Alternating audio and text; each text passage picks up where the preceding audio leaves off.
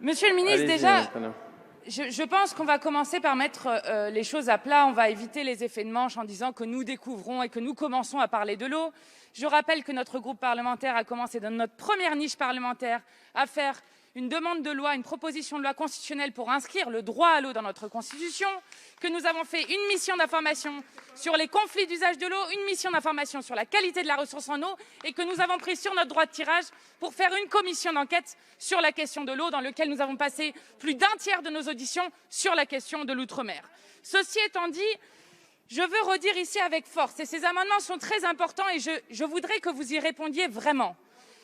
Je voudrais redire que la première mesure sanitaire, ce n'est pas une mesure de restriction de liberté, mais la première mesure sanitaire, c'est bien de faire en sorte de garantir le droit à l'eau et à l'assainissement. Or, vous le savez, en Outre-mer, c'est l'endroit où nos concitoyens et concitoyennes sont en première ligne d'un droit à l'eau bafoué. Comment voulez-vous freiner la propagation d'un virus lorsque vous ne pouvez pas vous laver les mains, lorsque vous n'avez pas d'accès à l'eau chez vous? Nous avons fait dans cette commission d'enquête, notamment avec le collègue Olivier Serva qui en était rapporteur, de nombreuses auditions sur cette question. Il y a d'abord Mayotte, qui est un des amendements que nous présentons ici. Mayotte, où je crois que la situation de l'eau est la plus grave de toute notre République française. 31,5% des familles à Mayotte n'ont pas l'eau courante. Quand ils ont l'eau courante, les familles mahoraises consacrent 17% de leur budget pour honorer leurs factures d'eau, alors que, vous le savez, 90% des Mahorais vivent sous le seuil de pauvreté. 4 logements sur 10 sont en tôle, 57% des logements sont surpeuplés.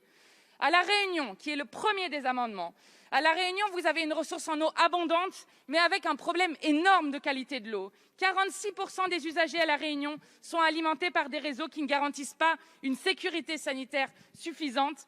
5% sont alimentés en eau avec des risques sanitaires avérés cette fois-ci.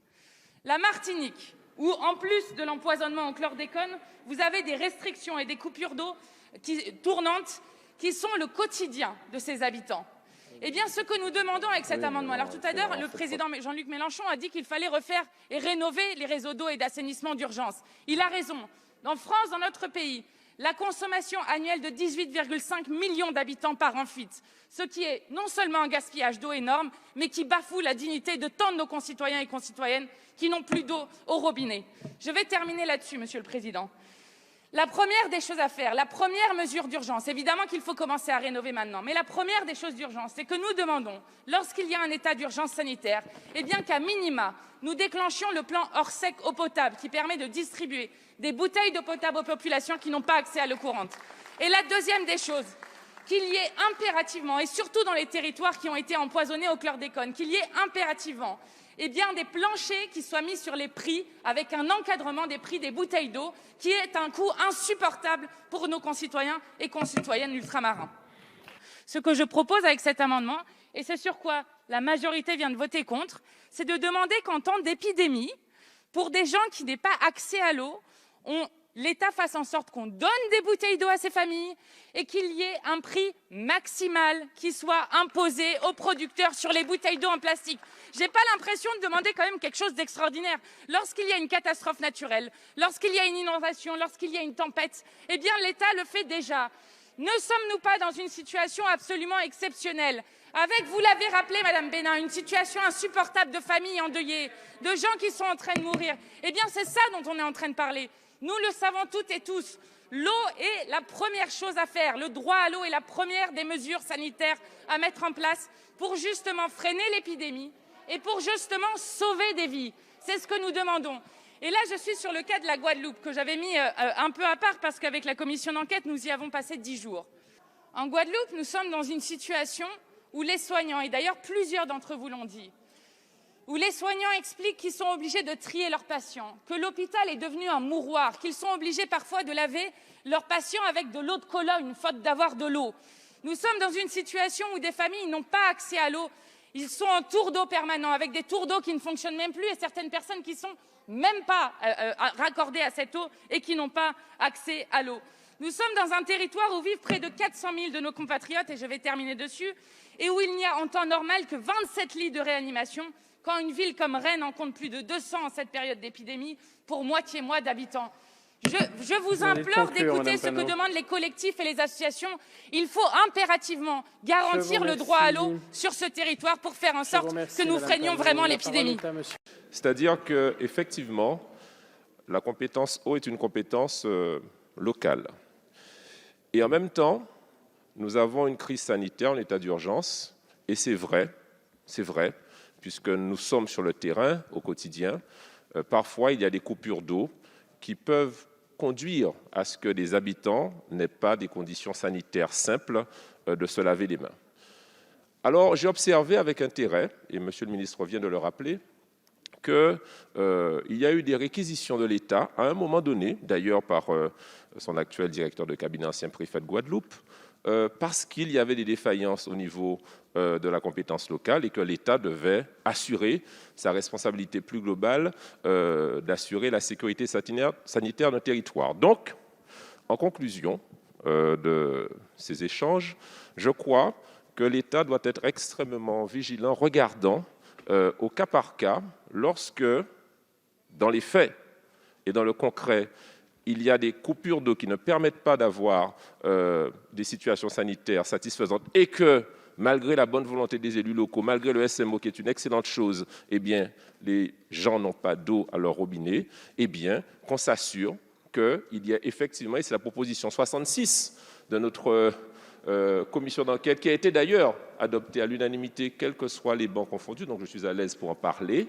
eh bien, que l'État soit vigilant sur le fait d'avoir de l'eau et puisse déclencher ce plan Orsec eau.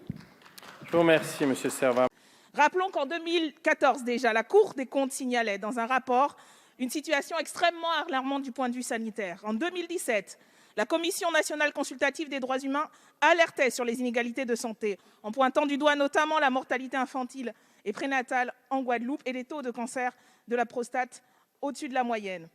Guadeloupe, Martinique, Guyane sont des territoires les plus touchés par la sous-densité médicale. Nous savions depuis des décennies, vous saviez depuis plus de 4 ans, et vous n'avez rien fait. Pire, vous avez continué les politiques qui sont précisément à l'origine de ces disparités et qui ont accentué les inégalités et la vulnérabilité des populations. Cette situation est votre responsabilité directe. Ce projet de loi qui vise à proroger l'état d'urgence sanitaire dans les Outre-mer est non seulement inacceptable du point de vue des libertés et des droits des populations, mais intolérable du mépris qui est exprimé de cette manière envers des populations et des territoires systématiquement maltraités. Nous nous y opposons et nous y opposons une stratégie sanitaire alternative basée sur des mesures d'urgence, comme la mise en place d'une véritable politique de proximité d'aller vers qui s'appuie sur les outils de la santé communautaire et les outils de la démocratie sanitaire. Comme l'a expliqué le président Mélenchon, la mise en place immédiate dans toutes les écoles, dans toutes les salles de spectacle, de capteurs de CO2, de purificateurs d'air, mais également par la mise en place de mesures structurelles comme la sanctuarisation de la santé dans les territoires d'outre-mer et l'investissement dans des véritables infrastructures pour permettre un accès à l'eau. Monsieur le Premier ministre, imaginez une seule seconde l'Élysée sans eau. Imaginez une seule seconde le personnel du président de la République se relayer rue du Faubourg Saint-Honoré avec des packs d'eau sur les épaules, recueillir de l'eau dans des fontaines, apporter le linge à la laverie.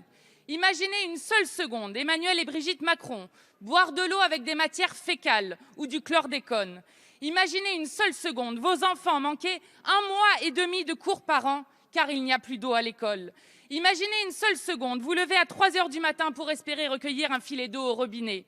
Imaginez une seule seconde la plus grande pandémie du siècle dans un territoire où il n'y a pas d'eau pour se laver les mains. Monsieur le Premier ministre, délocalisez l'Élysée au Gosier, à Saint-François, à Goyave ou aux Abîmes pour voir. Voilà à quoi ressemble le quotidien insupportable de nos compatriotes en Guadeloupe. Des familles reçoivent des factures d'eau de 5 000 € tout en subissant des coupures d'eau incessantes qui leur pourrissent la vie. Certaines d'entre elles vivent sans eau depuis 6 années. Des familles se ruinent, investissent jusqu'à 8 000 € sans aucune aide pour s'acheter une citerne et recueillir de l'eau de pluie pour vivre. Mais vous, pas un mot. Pas un mot sur les ravages de la Générale des eaux de Veolia qui a laissé les canalisations à l'abandon. Pas un mot sur les millions de lots détournés sur le dos des usagers. Pas un mot en faveur d'une gestion publique de l'eau dont la population a tant besoin. 400 000 Français et Françaises sont en détresse. Faut-il que le malheur des Guadeloupéens et de tant d'autres de nos compatriotes arrive jusqu'à vous pour vous en soucier? Il est de la responsabilité de l'État de garantir le droit humain à l'eau et à l'assainissement. En Guadeloupe, une catastrophe sanitaire et écologique est en cours. Nous n'avons plus le temps, alors sortez l'argent. Monsieur le Premier ministre, la Guadeloupe se meurt. Quand allez-vous rendre aux Guadeloupéens leur dignité? En Polynésie française, Martinique, Guadeloupe, Réunion, Guyane, les structures hospitalières n'ont pas la capacité d'accueillir tous les patients. Heureusement, l'épidémie de dengue a totalement disparu, n'est-ce pas? Comme la grippe qui avait quasiment disparu, elle, du continent européen l'hiver dernier, n'est-ce pas? Vous savez que les populations sont fragilisées par les comorbidités, ce n'est pas nouveau. Et que faites-vous? Dans ces territoires, la pénurie de matériel et la carence en lits conduisent à des situations que nous ne pensions plus jamais connaître. Le tri des patients. Un exemple, celui de la Réunion. Si la régulation au 15 était plus performante, s'il n'y avait pas 30 minutes d'attente, s'il y avait encore les 2 SMUR à Saint-Denis et au moins 1 à Saint-Joseph, il y aurait moins de tri à faire. Autre exemple, pourquoi attendre une saturation des hôpitaux pour entendre enfin l'appel des pompiers guadeloupéens interpellant sur le manque d'équipement? Arguant l'urgence, arguant le caractère vital, vous revenez une fois de trop pour imposer un régime d'exception. Je vais relayer une série de questions que se posent les citoyens sur les territoires ultramarins. Pourquoi le gouvernement n'a-t-il pas été capable d'anticiper une fois de plus ce qui ne pouvait manquer d'arriver? Zéro Covid aux Antilles jusqu'en juin et la mauvaise protection des vaccins illustrée par l'afflux de touristes soi-disant immunisés et contaminateurs. Pourquoi l'ivermectine n'est-elle pas accessible? Depuis quand un conseil de défense a-t-il les compétences pour gérer une épidémie? 9 fois depuis le début de cette crise, le gouvernement a présenté ce régime d'exception, soit pour l'instaurer, soit pour le proroger. 9 fois. 9 fois, le gouvernement a montré son incapacité à imaginer une réponse sanitaire et démocratique adaptée à cette pandémie. Comment en est-on arrivé là? Comment en est-on toujours à ce stade d'urgence, de précipitation, d'incompétence, autant de mépris de notre État de droit? Ici même, il y a 3 mois, le gouvernement auquel vous appartenez, soutenu aveuglément par la majorité, venait vous présenter un plan de sortie d'état d'urgence sanitaire. Il revient aujourd'hui en présenter un nouveau, cette fois pour l'outre-mer. On aurait pu espérer que le gouvernement augmente le moyen des hôpitaux. Il les a diminués. On aurait pu espérer que le gouvernement améliore l'accès aux soins. Il l'a anéanti. On aurait pu espérer que le gouvernement améliore les conditions des soignants. Il les a contraints, stigmatisés. Et à partir du 15 septembre, certains deviendront des parias. Alors, que nous proposez-vous depuis 18 mois pour sortir de cette crise sanitaire? Toujours les mêmes recettes liberticides. Interdiction de déplacement, couvre-feu, fermeture de lieux publics et privés, sans aucune logique sanitaire, sans aucune logique économique, mais dictée simplement par une logique politique. Voilà la réalité. Alors oui, j'entends bien les maîtres mots de l'urgence et de l'efficacité que le gouvernement prétend mettre en œuvre pour éteindre cette crise sanitaire. Mais n'est-ce pas cette gouvernance centralisée et inadaptée par rapport au territoire qui nous conduit à être ici présents pour la 9e fois, Et je vous pose une autre question, mes chers collègues. Quelle est notre part de responsabilité, nous, parlementaires, dans cette situation? Nous sommes la représentation nationale et nous avons le devoir de représenter et de protéger le peuple. Il serait temps d'écouter ce peuple qui se lève toujours plus nombreux tous les samedis pour défendre les libertés fondamentales. Les mesures d'état d'urgence sanitaire viennent considérablement limiter nos droits fondamentaux, particulièrement pour les plus fragiles, nous disent les défenseurs des droits. Ne serait-il pas finalement temps de changer de paradigme? Quand allez-vous enfin mettre un terme à votre gouvernance inefficace, délétère et liberticide? La liberté a toujours su guider le peuple français. Vous détruisez tous les jours un peu plus la démocratie. L'histoire s'en souviendra.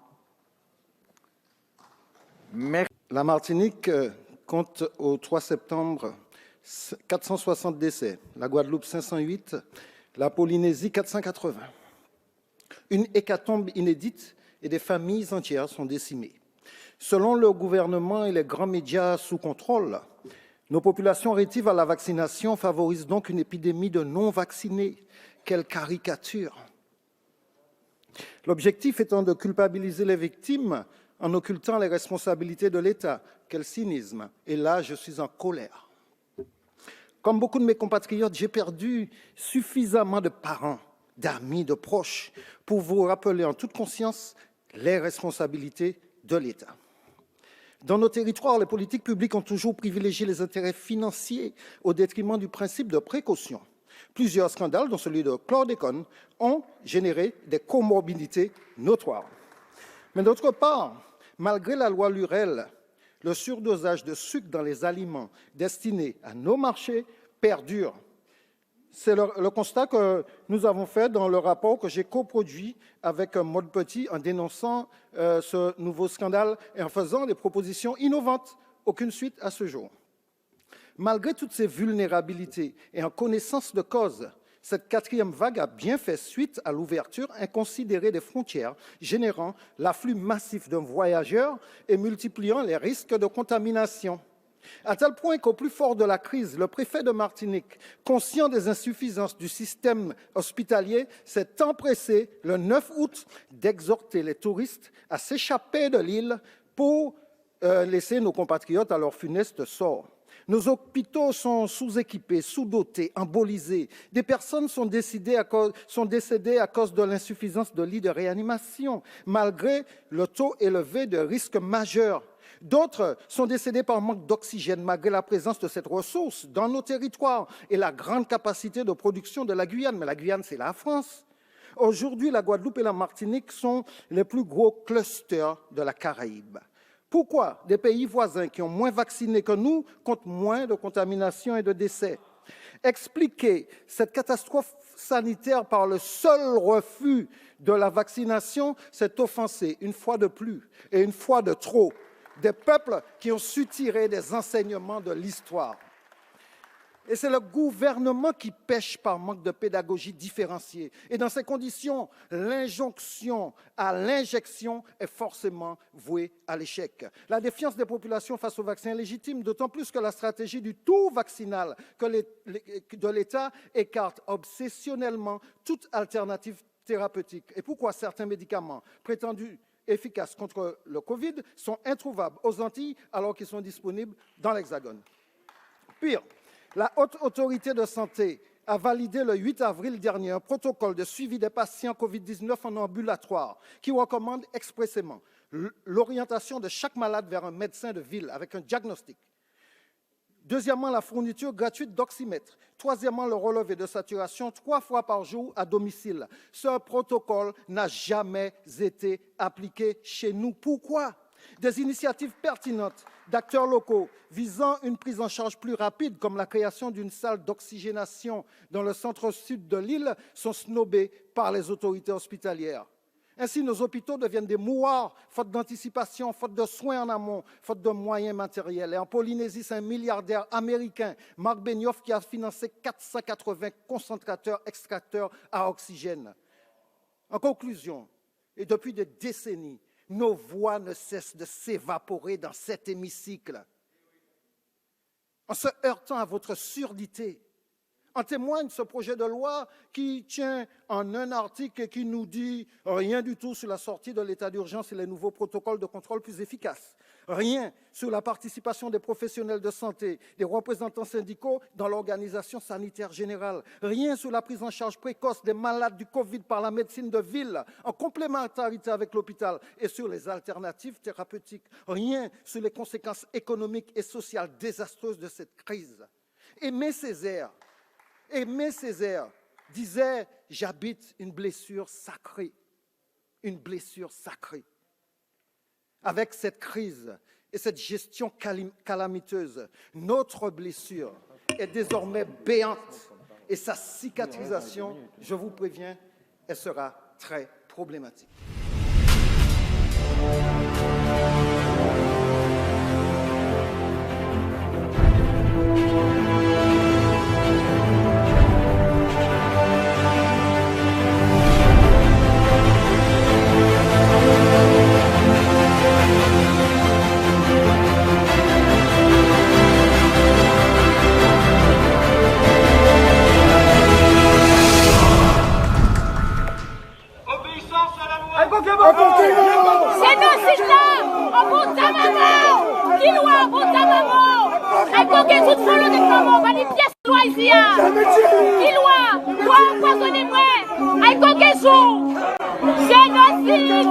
Génocide!